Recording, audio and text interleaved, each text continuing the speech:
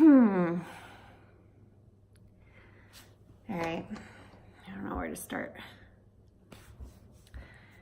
Hi, my name is Amanda, and I'm 35, and my husband's name is Mark with a C. It's very important. Marks with a C are way cooler than Marks with a K. And my husband and I have been trying to start a family for about 3 years now. We first got pregnant when I was 32, and we had a miscarriage about 11 weeks in. We took a year off, we tried again, we got pregnant again.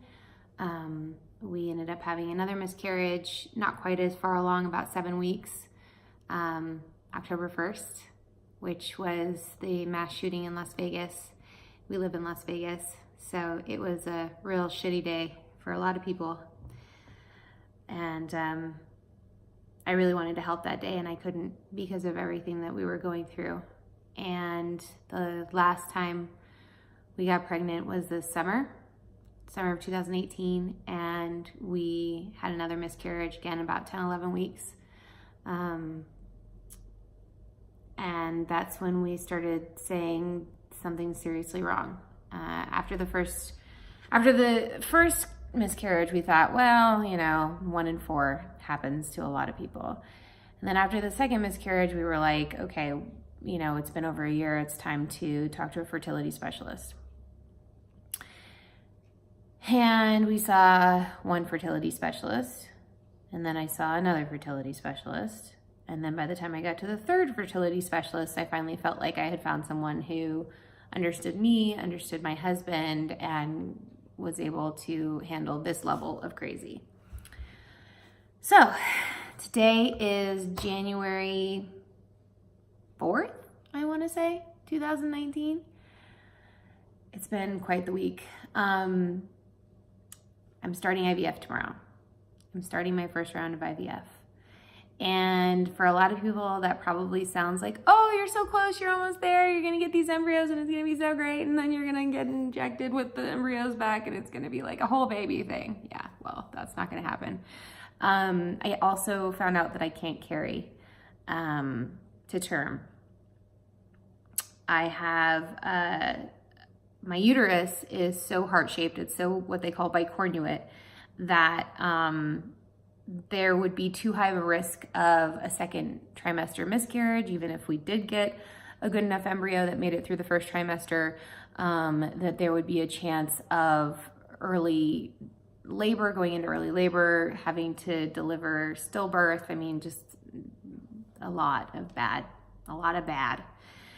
And so we have to hire a surrogate or a gestational carrier. They're a gestational carrier because they're using our embryo. So they're literally just the house. And that's going to be a whole nother challenge within itself.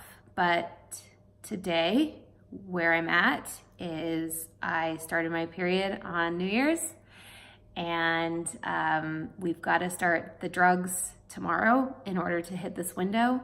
I also got insurance benefits as of 3 days ago, which I have been fighting for the last 2 years. So it's a very overwhelming time.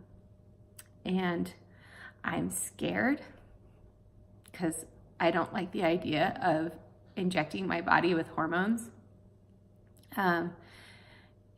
When I was in college, shots were way more fun than they're gonna be now. But, millions of women go through this all the time. And I think one of the things that scares me the most is that if this is so common, why is no one talking about it? And I think it's because we think we're damaged. And because we think that we're broken in some way and we should be ashamed of it. But we absolutely shouldn't be. We need to talk about infertility more. Women need to be more open and honest about their challenges and their experiences in life. And that's one of the things that I am planning to fight for, is getting women to talk about infertility, getting women to be more open and tell their stories, because this journey is very lonely if you don't. So yeah, so I'm gonna stop babbling on. I have so much more to say, but I think right now I'm gonna go have a cocktail. Judge me if you want, I don't care.